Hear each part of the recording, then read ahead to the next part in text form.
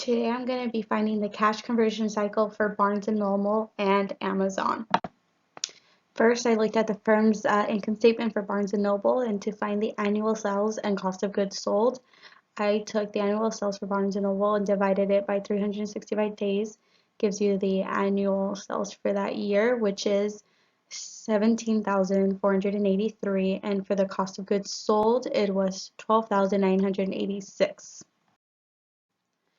For Part B, it asks you to find the inventory conversion periods, the receivable collection periods, and the payables deferral periods. To do that, I took the average inventory for the year 2014 and 2013, so I just added them both and divided it by 2, and then divided it by the cost of goods sold, the annual, so divided by 365 days, and I got 101.85, which rounded it to 102 days for the inventory conversion period.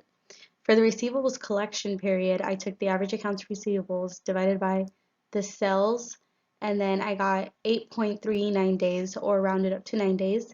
And then for the average payables, I divided by the cost of goods sold as well, and got 60 days if I rounded it up. From there, I had to find the cash conversion cycle, which is the inventory conversion period plus the receivable collection period minus the payable deferral period. And when I did that, I got 50.94 days. For Part D, I had to look at Amazon and find the annual sales and cost of goods sold. So I got that from the income statement also, and then I divided by 365. For the average daily sales is 243.80, and for the average daily purchase came out to 202.16, and everything's rounded in billion. For Part E in Amazon, I also had to find the average inventory, average accounts receivables, and also the average deferral period. And then for the inventory conversion period, I got 76.85. For the receivable collection period, I got 21.29. And for the payables deferral period, I got 154.61. And again, I had to find the CCC, and when I did that by adding the inventory conversion period plus the receivable collection period, and then I subtracted it by the payables deferral period, and I got actually a negative 56.44 days. When looking at both companies, if I had to choose one that did better compared to the other, it would be Amazon. The fact that I got a negative number, that means it'd take less time for it to convert its inventories into cash. So that means there's less in storage and it's getting more money through faster compared to Barnes & Noble.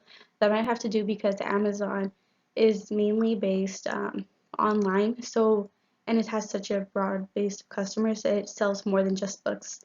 It sells pretty much everything, so it brings in more people in. As for Barnes & Noble, it's more focused on just the selling of books or renting of books. So it took 50 days for them to convert inventory to cash, which is actually not as bad.